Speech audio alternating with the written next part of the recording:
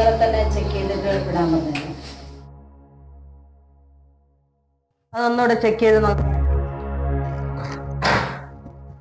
അതെ, അത് ഞാൻ ഇപ്പം നോക്കി പറഞ്ഞുതരാം.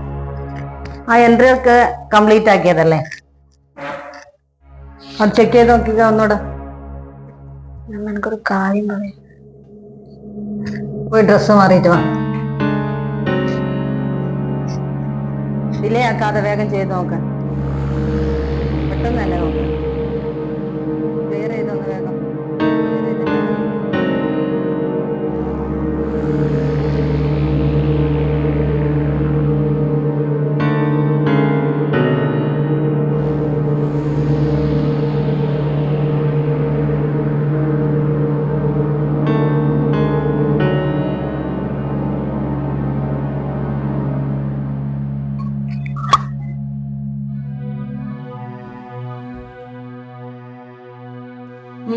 എന്താ നിനക്ക് എന്തോ പറയാനുണ്ടെന്ന് പറഞ്ഞേ?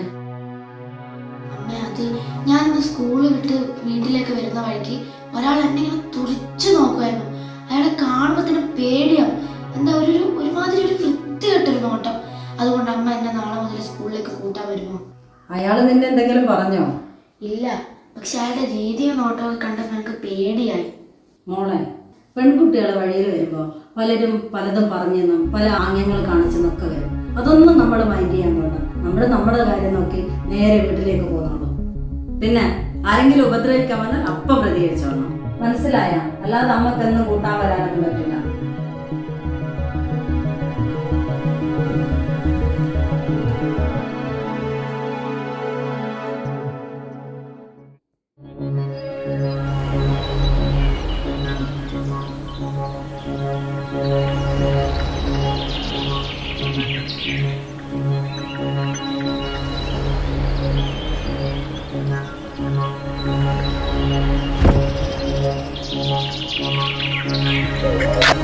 എനിക്ക് പോണം. എങ്ങട് മാറി, എനിക്ക് പോണം.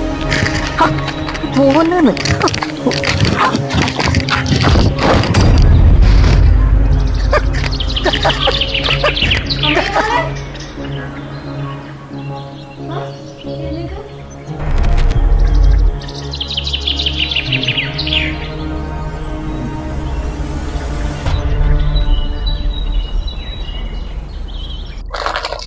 നിങ്ങൾ ഈ വിഷയത്തിൽ ഇടപെടണ്ട. അത് നമ്മൾ തന്നെ തീർത്തോളാം. നമ്മളും ജീവിച്ചു പോട്ടെ. നിങ്ങളൊരു സൈഡല്ലേ നിൽക്കൂ. സൈഡ് നിൽക്കുന്നല്ല, ന്യായത്തിന്റെ ഭാഗത്തല്ല നിൽക്കാൻ പറ്റൂ. അതല്ല അതിന് ശരി. അങ്ങനെ ആയിക്കോട്ടെ. അതൊന്നും ശരിയായല്ല. അങ്കിളെ, ചെറിയൊരു പ്രശ്നമുണ്ട്. ഇവിടെ അവിടെ ഒരാള് തള്ളിയിട്ടു. അയാളൊക്കെ ഭയങ്കര ശല്യ. ആര്? ഇതാ അവിടെ ഉണ്ട്.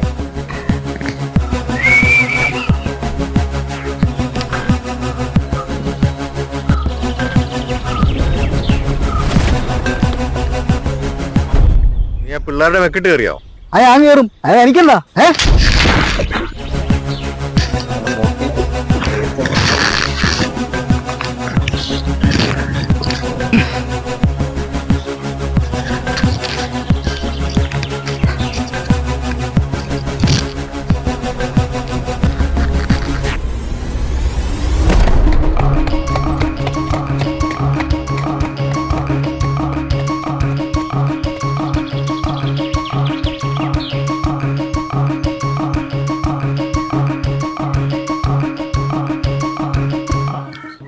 ചേച്ചി ഇതാരാ?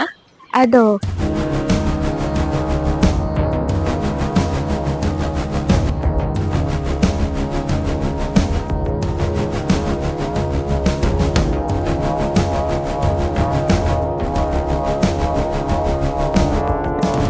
ഐഡി ഞാൻ ഇറങ്ങുവാണേ.